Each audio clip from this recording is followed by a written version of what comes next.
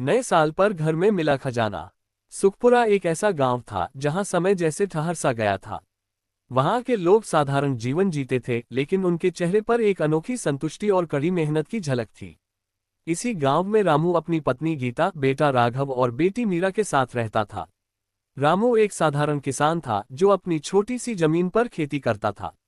उसका दिन सूरज उगने के साथ शुरू होता और देर रात तक काम करते करते खत्म होता। लेकिन उसकी मेहनत के बावजूद फसल इतनी नहीं होती कि उससे परिवार की सभी जरूरतें पूरी हो सके। बारिश के भरोसे खेती करने वाले रामू को हर साल मौसम की मार झेलनी पड़। रामू का घर भी उसकी स्थिति का आईना था। ये मिट्टी और लकड़ी से बना पुराना घर था जो उसके दादाजी के समय का था। घर की दीवारें जगह जगह से टूटी हुई थीं और छत बारिश के पानी को रोकने में नाकाम थी। रामू ने कई बार घर की मरम्मत करवाने के बारे में सोचा, लेकिन हमेशा पैसे की कमी ने उसके इरादों को पीछे धकेल दिया। गीता भी अपने बच्चों के साथ घर की जिम्मेदारी निभाती। वह रामू के साथ हर मुश्किल में खड़ी रहती थी। उसने कभी किसी शिकायत का मौका नहीं दिया, लेकिन उसके दिल में यह उम्मीद हमेशा थी कि एक दिन उनका जीवन बदलेगा। 2025 का नया साल आया। हर तरफ एक नया जोश और उमंग का माहौल था। गांव के लोग अपने अपने तरीके से नए साल का स्वागत कर रहे थे। किसी ने पूजा की तो किसी ने नए कपड़े पहने। रामू ने भी नए साल पर भगवान से प्रार्थना की। उसने कहा, हे भगवान, मुझे और मेरे परिवार को इस साल कुछ ऐसा आशीर्वाद दीजिए जिससे हमारी जिंदगी बदल जाए। नए साल की सुबह रामू ने अपने परिवार से कहा, इस साल हम सब कुछ नया करेंगे। पहले अपने घर को साफ करेंगे और इसे ठीक करवाने की योजना बनाएंगे।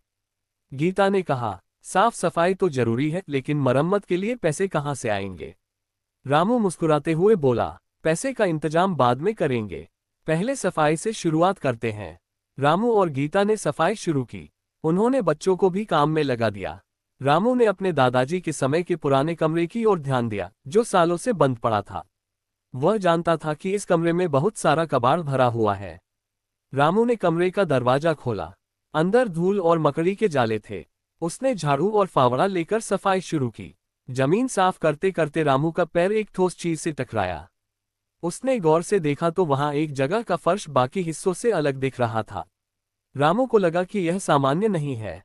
रामू ने गीता से कहा, यहाँ कुछ है गीता, शायद जमीन के नीचे कुछ छिपा हुआ है।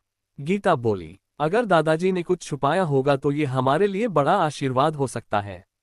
रामू ने फावड़ा लाकर खोदना शुरू किया। थोड़ी देर बाद उसे एक लोहे का संदूक मिला। संदूक पुराना और जंग लगा हुआ था। उसने उसे बाहर निकाला और देखा कि उस पर बड़ा ताला लगा था। रामू ने बच्चों को बुलाया और कहा, बेटा, ये संदूक भगवान का तोहफा है। इसे खोलते हैं और देखते हैं कि इसमें क्या है। रामू ने संदूक का ताला तोड़ने की कोशिश की। उसने हथौड़ा और लोहे की छड़ का इस्तेमाल किया। काफी मेहनत के बाद ताला खुला। संदूक के अंदर सोने और चांदी के सिक्के, गहने और कुछ चमचमाते रत्न रखे हुए थे। रामू और गीता ये देखकर हैरान रह गए। गीता ने कहा, ये सपना तो नहीं, इतने सालों से हमारी गरीबी और अब अचानक इतना धन। रामू ने संदूक के अंदर एक पुरानी चिट्ठी भी देखी। उसने चिट्ठी उठाकर पढ़ा। चिट्ठी में लिखा था, प्रिय रामू, ये खजाना मैंने अपनी मेहनत से इकट्ठा किया था। मैंने इसे इसलिए छुपाया ताकि यह हमारी आने वाली पीढ़ियों के काम आए। मुझे यकीन है कि तुम इसे सही तरीके से इस्तेमाल करोगे। इसका उपयोग न केवल अपने परिवार के लिए बल्कि गांव की भलाई के लिए भी करना। तुम्हारे दादाजी। चिट्ठी पढ़ते ही रामू की आंखों में आंसू आ गए। उसने गीता से कहा, दादाजी ने हमारी मुश्किलें समझी थीं। अब हमारी जिम्मेदारी है कि इस धन का सही उपयोग करें। रामू ने सबसे पहले अपने घर की मरम्मत करवाई। उसने गांव के लोगों से मदद ली और घर को मजबूत और सुंदर बनाया। इसके बाद उसने गांव के विकास की ओर ध्यान दिया। उसने गांव के स्कूल की हालत देखी, जहां बच्चों के बैठने के लिए कुर्सियां तक नहीं थीं। उसने स्कूल की मरम्मत करवाई, नए कमरे बनवाए और बच्चों के लिए मुफ्त किताबें और कपड़े दिए। गांव में कोई अस्पताल नहीं था।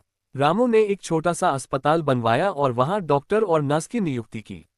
गांव के लोगों ने रामू के प्रयासों की सराहना की। उन्होंने रामू को सम्मानित करने के लिए एक बड़ा आयोजन किया।